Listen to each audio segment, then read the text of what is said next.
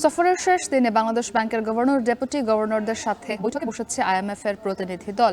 এই বিষয়ে আরও জানাতে সেখান থেকে যুক্ত হয়েছেন সহকর্মী আতর ডিওন। আতর, আজকের বৈঠকে কি কি বিষয় আলোচনা হতে পারে?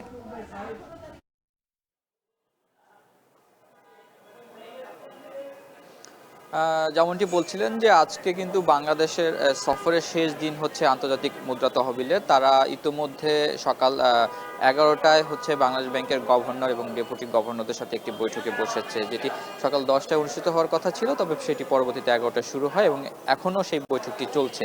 তো গত 3 ডিসেম্বর থেকে কিন্তু তারা বাংলাদেশে আছে এবং আজকে তারা সফর শেষ করে বাংলাদেশ ব্যাংক, সচিবালয় এবং জাতীয় রাজস্ব বোর্ড সবার সাথে সফর শেষ করে তারা আজকে আবার ফিরে যাবে, যেখানে ঋণের চতুর্থ কিস্তি ছাড়ের বিষয়ে যেই তারা পর্যবেক্ষণ দলটি এসেছিল গত সেপ্টেম্বরে, সেই তারই একটি দল এই ডিসেম্বরে আবার এসেছে, যেখানে চতুর্থ কিস্তি ডিসেম্বরে ছাড়ের কথা রয়েছিল।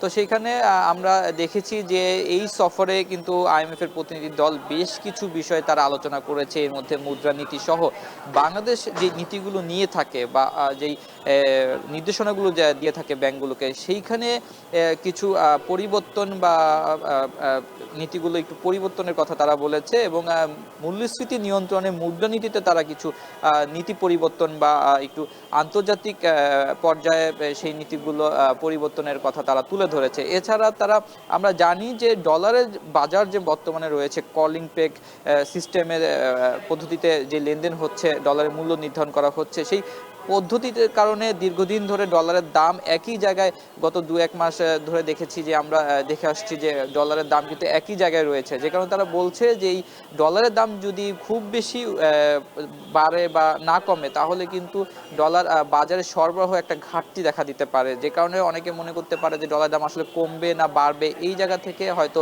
অনেকে ডলারটি বাজারে ছাড়বে না। তো যেই কারণে তারা ডলারের দামে কিছু পরিবর্তন বা কলিং পেগ পদ্ধতি দিয়ে কিছু নিয়ম নীতি পরিবর্তনের কথা তারা তুলে ধরেছে। সেই সাথে তারা মূল্যস্ফীতির কমানোর ক্ষেত্রে বলেছে যে বর্তমানে যে মূল্যস্ফীতি থাকার কথা ছিল সেটি আসলে নেই, তবে আগামী 2025 এবং 26 সালের মধ্যে আসলে মূল্যস্ফীতি অনেকটাই কমে আসবে। তবে সেক্ষেত্রে যে নীতি সুদ হার বাড়ানো হয়েছে, আমরা জানি বর্তমানে নীতি সুদ হার 10% রয়েছে, সেইটি তারা বলেছে এই ঊর্ধ্বমুখী নীতি সুদ হারের কারণে মূল্যস্ফীতি আগামী বছর নাগাদ কমে আসতে শুরু করবে। তবে তারা আরো কিছুটা নীতি সুদ হার বাড়ানোর প্রস্তাব দিয়েছিল বাংলাদেশ ব্যাংকের গভর্নর এবং ডেপুটি গভর্নরদের। তবে গভর্নর সর্বশেষ বেশ কিছু সাংবাদিক সম্মেলনে সে বলেছে যে আসলে নীতি সুদ হার এখনই তারা বাড়াচ্ছে না, তবে এই যে বাড়তি নীতি সুদ হার রয়েছে সেটি অব্যাহত থাকবে। পরবর্তীতে গভর্নর হয়তো বাংলাদেশ ব্যাংক থেকে সিদ্ধান্ত নিয়ে আরো কিছুটা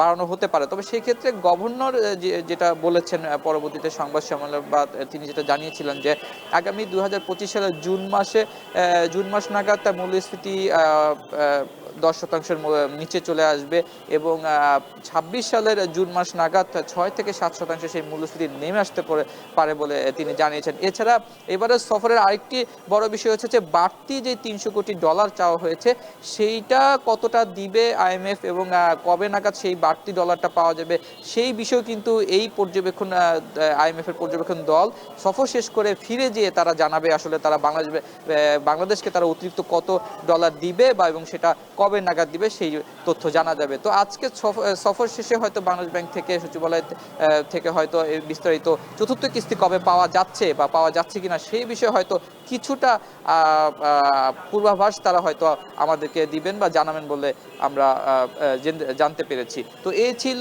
বাংলাদেশ ব্যাংকে আইএমএফ সফরের আজকের বৈঠকের সর্বশেষ তথ্য। আতর নিয়ন যুক্ত ছিলেন বাংলাদেশ ব্যাংক থেকে। দেখছেন এখন ঢাকা।